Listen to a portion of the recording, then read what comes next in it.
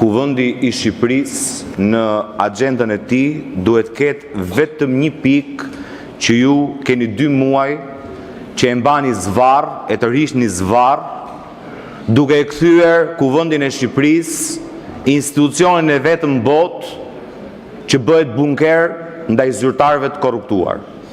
Dhe kjo çështje është futja me urgjencë në rendite e kërkesës prokurisë për të hequr imunitetin e zëvendës kryeministres Belinda Balluku. E justifikuat shtyrjen fillimisht me kohën që kërkoi avokati mbrojtës 3 javë për të mbrojtur korrupsionin e Belinda Ballukut. Na that pasi skadoi 3 javët e kërkuara që do presim vendimin e gjykatës kushtetuese. Për 2 muaj i mbushët kokën shqiptarëve që një zëvendës kryeministre apo ministër nuk mund të pezullohet se gëzon imunitetin e deputetit. Morën përgjigje nga gjykata kushtetuese që pezullimi nga detyra 8-0 madje nuk hyn fare në çështjen e imunitetit as të deputetëve as të ministrave. Pas vendimit gjykatës kushtetuese thanë, nxorët një tjetër justifikim, do presim të zbardhet vendimi i gjykatës kushtetuese. Dhe për 2 muaj jeni bërë pengesë për hetimin e korrupsionit ndaj zyrtarëve të lartë. Prandaj dhe nuk duhet bëhemi hipokrit, zoti kryetar, miratojmë kalendar e program pune, ku ky kuvend ka dështuar për 2 muaj të përmbush një funksion kushtetues në interes qytetarëve, siç është pranimi i kërkesës për heqjen e imunitetit Belinda Ballukut. Prandaj dhe deri në atë moment, ky kuvend nuk mund as të funksionojë normalisht, as të bëjë sikur ajo çështje nuk ndodhet këtu, dhe as na njoftoni që përmes një ligji keni vendosur të jepni mbrojtje politike kryeministit dhe ministrave nga veprimet hetimore të prokurisë së posaçme. Jeni i vetmi vend në botë që miratoni një ligj për të mbrojtur veten. Dhe është në turpin e këtij kuvendi, po dhe të kolegëve të mi të mazhorancës, një pjesë për tyre nuk kanë asnjë lidhje me korrupsionin dhe nuk duhet pranojnë kurrë që të shëndërojnë këtë sallë në mburoj për të korruptuarit. Prandaj, zoti kryetar, në kalendar do duhet fusni me urgjencë heqjen e imunitetit të zëvendës kryeministres, t'i hapni rrugë hetimeve të prokurisë, t'i hapni rrugë çdo mase që kërkon prokuria ndaj cili do që të shkojë dhe të përballet si i barabartë përpara ligjit për çdo akuzë që ngrihet nga prokuria e posaçme. Ishit ju dhe keni qenë ju që për vite të tëra na keni thënë se drejtësia e re po bën punën e saj, duhet lejuar të bëjë punën e saj e me radhë. Ditën që ju trokiti në derë, në parallomën e Edi Ramës fillimisht, pastaj në oborrin e shtëpisë Edi Ramës me çështjen e Akshit, keni ndërmarrë një sulm të paprecedent ndaj sistemit drejtësisë, me veprima aktive për të penguar prokurorinë. Dhe më lejoni t'ju sjell në vëmendje fjalët e kryetarit të Komisionit të Jashtëm të Parlamentit Evropian dje në Shqipëri, që e quajti këtë një test kritik për luftën ndaj korrupsionit. Ose ky kuvend do ta luftoj korrupsionin, ose ju do të zyrtarizoni shndërimin e tij në bunker ndaj korrupsionit. Prandaj, ju lutem shumë, mos provokoni qytetarët, mos provokoni opozitën, lejoni që ky kuvend të përmbush në kohë misionin e vet kushtetues për t'i hapur rrugë heqjes së imunitetit të çdo zyrtari që akuzohet për korrupsion. Në rastin konkret bëhet fjalë për akuza që përfshin 1/4 apo 1/5 e buxhetit vjetor të Shqipërisë. Dhe është e paprecedent që ne kemi 2 muaj që tallemi me këtë kërkesë prokurisë, nxjerrim justifikim pas justifikimi për ta shtyrë sa të mundemi dhe për të fituar kohë. Sjellim këtu iniciativa që në fakt rrotëzojnë propagandën tuaj, se ju me propozimin ligjor që keni sjell për ndryshuar kodin e procedurës penale, që është tërësisht antikushtetues, keni pranuar një fakt, që me ligj prokuria dhe gjykata pasan pasur të drejtë. Zëvendës kryeministra dhe ministra pezullohet nga detyra, se po mos kishin të drejtë, nuk kishin sill me ndryshu ligjin, që të përfshini zëvendës kryeministrin dhe ministrin. Atëherë për çfarë e vonua 2 muaj kërkesën e prokurisë? Që të vim në këtë moment na thoni po ne e dim që ligji e lejonte, po për 2 muaj donin të bënin mbrojtje politike për të mbrojtur një të korruptuar. Dhe vim të sallë dhe sillemi se ku s'ka ndodhur asgjë. Se kur kjo kërkesë nuk ekziston, miratojmë kalendar e programe dhe miratojmë ligje që në letër duket se kur luftojnë korrupsionin, kur vjen rasti konkret e mbrojmë korrupsionin. Prandaj kjo që po bëni sot, duke miratuar kalendar e program, pa trajtuar në kohën e dur dhe me urgjencë kërkesën e prokurisë, është thjesht dhe vetëm hipokrizi. Që kështu ne jemi kundër kalendarit dhe programit punës kuvendit. Faleminderit. Kjo nuk është një seancë pyetje përgjigje me kryetarin e kuvendit, gjithsesi thjesht për t'ju sqaruar një gjë që ju vetë dini, nëse fjala juaj nuk ishte për konsum të opinionit publik, por realisht shprehte një shqetësimin tuaj, lexoni rregulloren. Përpara se të bëni fjalime patetike, zbatoni hapësirat që jep rregulloria. Ju nuk keni ndes, të lutem. Asnjëherë nuk e ke kontestuar interpretimin që kryetari i kuvendit i bën rregullores, që në fakt nuk ka shumë nevojë për zgjuarsi, sepse është e qartë. Ne kemi një afat në rregullore, veprimtaria e Këshillit Mandateve Rregullores dhe Imuniteteve në asnjë moment nuk ka shkelur asnjë nen të rregullores, asnjë afat, jemi brenda afatit, aktualisht siç e dini, po dhe për informacion të deputetët që gjithashtu janë njohur, për pak ditën e hënë ne do të zhvillojmë mbledhjen e Këshillit Mandateve, pasi është respektuar e drejta e gjitha palëve.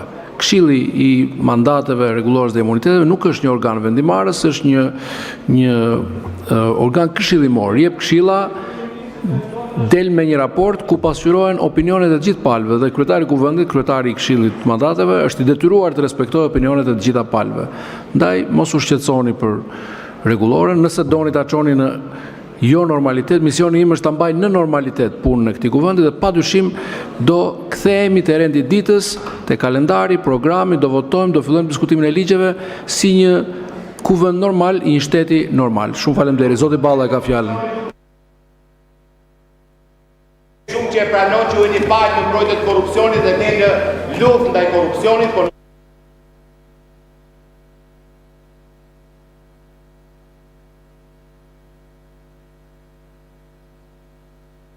po të ishim në Parajs, po s'jemi në Parajs, ka disa palë.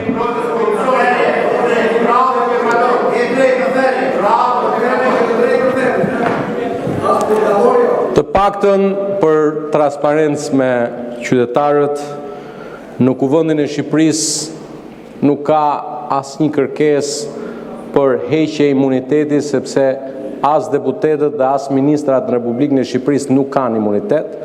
Ka një kërkesë ose dhënje autorizimi për një masë sigurie. Për të qenë të saktë, tani e bëre gafën mbaje, po dhe sqaroni të gjithë ata me të cilët flisni. Nuk ka kërkesë për heqje imuniteti. Sa i përket një kërkese për dhënje autorizimi, zotrote si antar i atij këshilli i emëruar nga zoti Peleshi si kryetari i këshillit, jeni njoftuar sikurse jam njoftuar edhe unë në datën 23 ora 10:00 për të vijuar me mbledhjen. E dyta, të gënjesh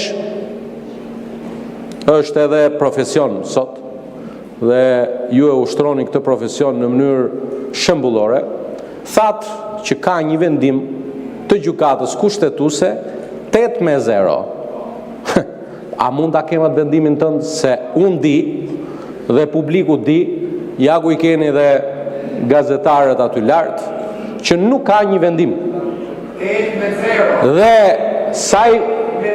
Dhe sa i përket 8-0, po ka një vendim 8-0 në leximin pa jurisprudencë, sepse nuk ka prodhuar jurisprudenca i vendim, 8-0 që thonë që GKK-ja ka ndërhyrë në kompetencat e kryeministrit. Të dyja palët, zoti kryetar, ka një zhurmues në sallë i cili duhet trajtuar sipas rregullores. Ka mundësi, ju lutem, zhurmuesi të bllokohet lëshimin e valve të pa kontrolluara? Faleminderit.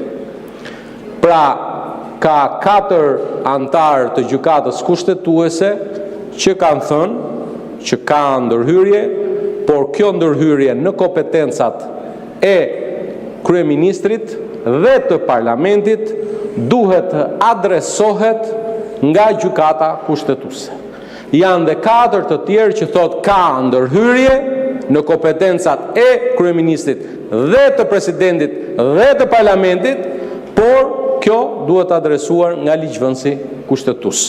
Pra, të dyja palët 8-0 thonë që ka ndërhyrje në kompetencat e kryeministrit, të parlamentit, të presidentit, por nuk kanë rënë dakord sa i përket mënyrës se si zgjedhet. 4 thonë të zgjedh parlamenti dhe 4 thonë të zgjedhë vetë gjykata.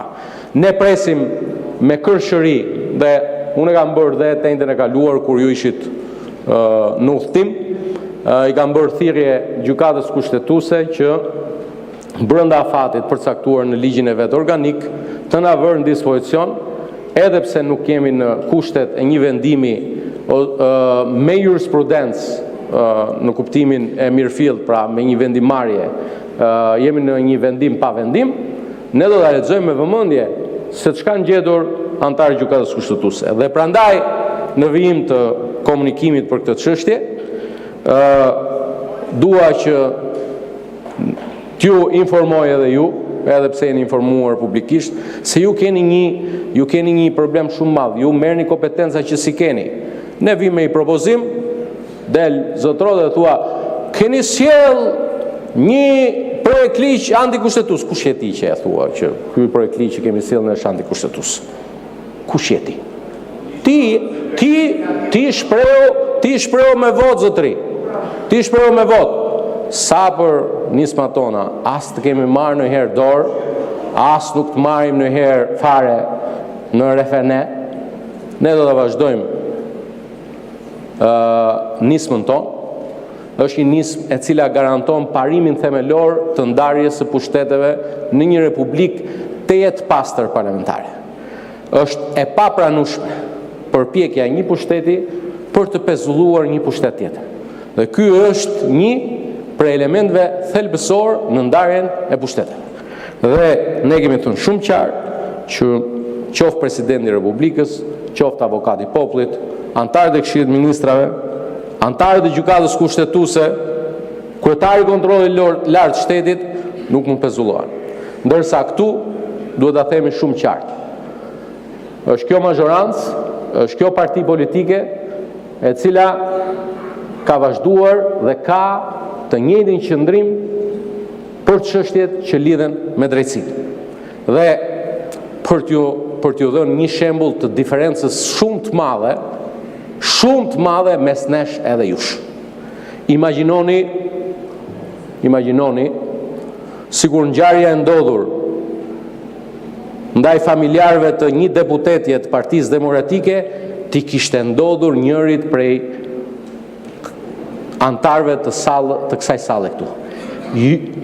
Imagjinoni, ju do të kishit ardhur këtu sot, do të kishit bllokuar foltoren, do të bërtisnit në burg, arrestojeni, është grup i strukturuar kriminal, se vllai dhe motra, ç'pun ka motra, se ç'bën vllai në kuptimin e ligjit, dhe nuk keni për të dëgjuar as sot, as njëherë tjetër një deklarat nga ne këtu, se na doli narkosi i familjes tuaj, kështu i bie me gjuhën tuaj, me atë gjuhën e turpit, me atë gjuhën që s'ka lidhje me politikën,